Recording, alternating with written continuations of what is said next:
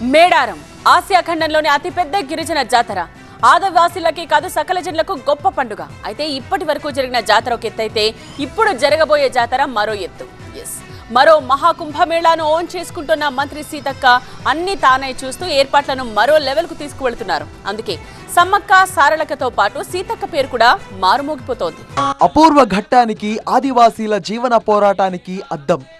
జనారణ్యం లేని కీకారణ్యంలో సాక్షాత్కరించే చారిత్రక సత్యం. కోయబిడ్డల అద్భుత మహత్యం. చిలుకలగుట్ట కన్నెపల్లి అడవుల్లో దాగి ఉన్న రహస్యం. గుడిలేని గిరిజన దేవతలను గుండెల్లో పెట్టుకుని పూజించే మహిమాన్వితం. తెలంగాణ కుంభమేళాగా ఆవిష్కరించే ఈ పండుగను చూడ్డానికి మన రెండు కళ్ళు చాలవు.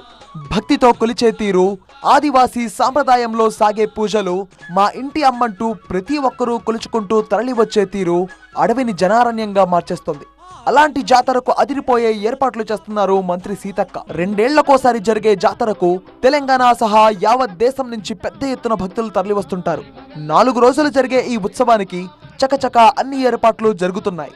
వనదేవతలైన సమ్మక్క సారళమ్మను దర్శించుకోవడానికి లక్షలాది మంది భక్తులు తరలివస్తుంటారు. ఈ క్రమంలో మేడారం వెళ్లే మహిళా భక్తులకు తీపి కబురు అందించారు మంత్రి సీతక్క.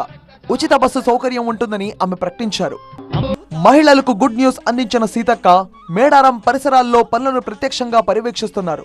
ఆర్టీసీ బస్సుల పార్కింగ్ ప్రదేశాలను స్వయంగా పరిశీలిస్తున్నారు. పార్కింగ్ ప్రదేశాల నుంచి సమ్మక్క సారళమ్మ దేవతల గద్దె వరకు ఆర్టీసీ బస్సుల్లో ప్రయాణించారు. మేడారం జాతరకు వచ్చే బస్సులు, వెళ్లే పార్కింగ్ స్థలాలు, బస్ షెల్టర్లు, క్యూలైన్ వార్డులు, ఆర్టీసీ ఉద్యోగుల షెల్టర్లకు సంబంధించిన ప్రతి అంశంపైన ఆమె ఆరా తీస్తూ సలహాలు, సూచనలు అందిస్తున్నారు. కులమత వివక్ష లేకుండా ప్రతి ఒక్కరూ వనదేవతల్ని దర్శించుకునేలా చేయడమే ప్రభుత్వ ధ్యేయం అంటున్నారు సీతక్క. గతేడాది 2800 బస్సులు నడిపితే ఈసారి అంతకు మించి అనేలా 6000 బస్సులు నడపబోతున్నామని అన్నారామె. జాతర పనుల్లో నిర్లక్ష్యం వహించిన కాంట్రాక్టర్లను ఆమె పక్కన పెట్టారంటే ఈ జాతర సక్సెస్ ను సీతక్క ఎంత సీరియస్ గా తీసుకున్నారో అర్థం చేసుకోవచ్చు. ప్రతిష్టాత్మకంగా జరగబోయే సమ్మక్క సారళమ్మ జాతరకు మంత్రులు, ఉన్నతాధికారులను కూడా ఆహ్వానించారు సీతక్క.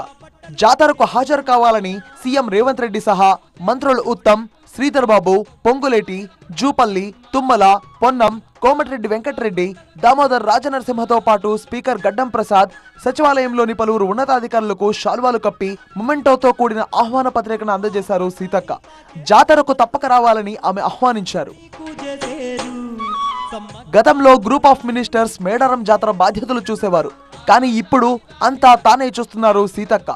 జాతరకు ఎంట్రీ నుంచి ఎగ్జిట్ వరకు ఎవరికి ఎలాంటి ఇబ్బంది రాకుండా పర్యవేక్షణలో తలమునకలవుతున్నారు. 2 ఏళ్లలో కేవలం 4 రోజులు మాత్రమే వచ్చినా ఆ 4 రోజుల్లోనే 4 గంధాలుగా జనం జీవితాల్లో వెలుగులు నింపే వనదేవతల జాతరను కని విని ఎరుగని రీతిలో జరుపుతామని చాలా కాన్ఫిడెంట్ గా ఉన్నారు సీతక్క.